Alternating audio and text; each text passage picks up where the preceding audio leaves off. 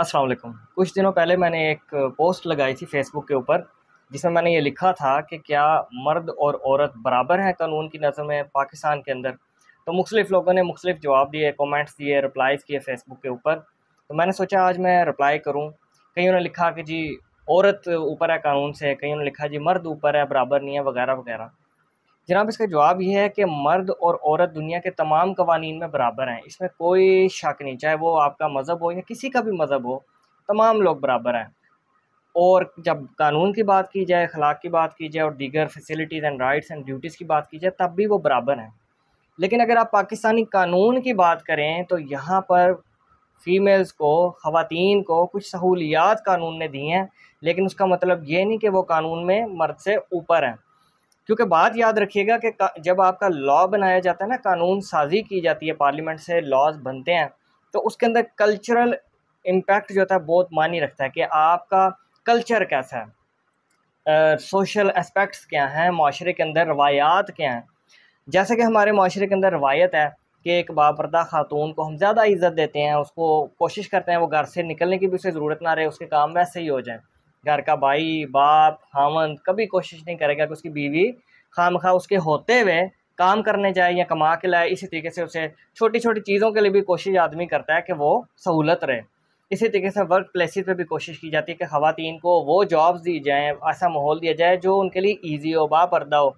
तो उनके लिए फैसिलिटीज़ भी वही रखी जाती हैं, लेकिन इसका मतलब ये नहीं कि उनकी तनख्वाहें ज़्यादा होती हैं या वो सुपीरियर होती हैं। ओहदा उनका वही होता है, पर उनको थोड़ा फैसिलिटेट किया जाता है क्योंकि हमारा माशरा और हमारा मज़हब बहुत ज़्यादा इम्पैक्ट रखता है कि औरतों को सहूलत दी जाए। इसी तरीके से, इसी एग्जाम्पल के साथ हमारे कानून में भी फैसिलिटीज़ दी गई हैं, कानून से ऊपर नहीं है या मर्द इनसे नीचे नहीं है, लेकिन फैसिलिटी की दी गई है, इनको ईजी रखा गया। मिसाल के तौर पे कि एक आदमी को ट्रैवल करने में आसानी होती है बनिस्बत औरतों को हमारे माशरे में। ये तो एक फ़ैक्ट है, इस पर कोई डिबेट या आर्गूमेंट वाली भी बात नहीं है। इसीलिए कानून ने फैसिलिटी रखी है कि अगर औरत फैमिली केस दायर करती है तो उसको सहूलत है कि वो अपने शहर में ही दायर कर दे, चाहे खामद किसी भी शहर में हो। तो औरत के पास ये राइट है कि वो अपने शहर में केस दायर कर दे। इसी तरीके से अगर उसने खर्चे का केस करना है, गार्डियनशिप का केस करना है, वापसी सामान जहेज़ का केस करना है, गर्ज ये कि फैमिली नेचर का कोई भी केस है वो अपने शहर में दायर कर सकती है जहाँ पे उसकी करंट रहाइश मौजूद है या उसके बच्चे मौजूद हैं। क्योंकि देखें, अगर ये मान लिया जाए कि जहाँ पे आदमी हो वहाँ पे केस किया जाना चाहिए, या जहाँ पे कोई कॉज ऑफ एक्शन अराइज हुई है वहाँ पे ही केस किया जाना चाहिए, तो हो सकता है वो शहर ही औरत की रिहाइश से बहुत दूर हो, तो औरत को ट्रैवल भी करना पड़ेगा, एक्सपेंसेस भी बियर करने पड़ेंगे, बच्चों को भी लेके जाना पड़ेगा, तो ये उसके लिए बहुत भारी होगा।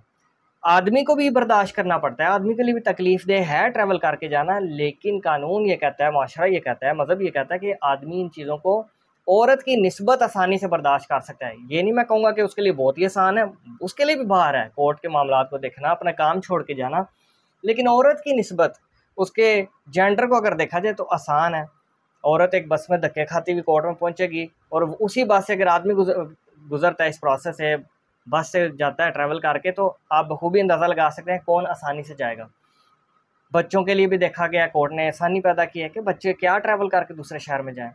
इसी तरीके से कुछ और केसेस हैं जिनमें औरत को रिलैक्स दिया गया। इसी तरीके से जब आपके फौजदारी मामलात होते हैं, क्रिमिनल केसेस होते हैं, तो कानून ने एक शिक रखी है पर्दा नशीन लेडी के नाम से। पर्दा नशीन ख़वातीन, जो पर्दा नशीन अपने आप को डिक्लेयर करवा देती है कोर्ट से, या एप्लीकेशन देके कहती है कि मैं बाहर ज़्यादा नहीं निकलती, तो कोर्ट उसको गुंजाइश भी देती है कि आप ना निकला करें बाहर, आप अपनी रिहाइश पे रहें, आपकी जो अटेंडेंस है उसको हम डिस्पेंस कर देते हैं, उसको हम ओके कर देते हैं, आपका वकील ही आके केस चला लिया करे। हालांकि क्रिमिनल केसेस में छूट नहीं होती मुलजिम को, ये मैं बात कर रहा हूँ। अगर औरत मुलजमा है किसी प्राइवेट कंप्लेंट में तो उसको छुट्टी दी जा सकती है कि आप घर में रहें, आपका वकील केस चला लेगा, चाहे वो मुलजमा है चाहे वो मुद्दईया, दोनों सिचुएशन में, ये मैं आपको बता दूँ। तो फैसिलिटेट ज़रूर किया गया है हमारे कल्चर को और मज़हब को देखते हुए औरत को, लेकिन कानून में दोनों बराबर हैं, मर्द और औरत, राइट्स एंड ड्यूटीज़ के लिहाज से, हकूक़ के लिहाज से।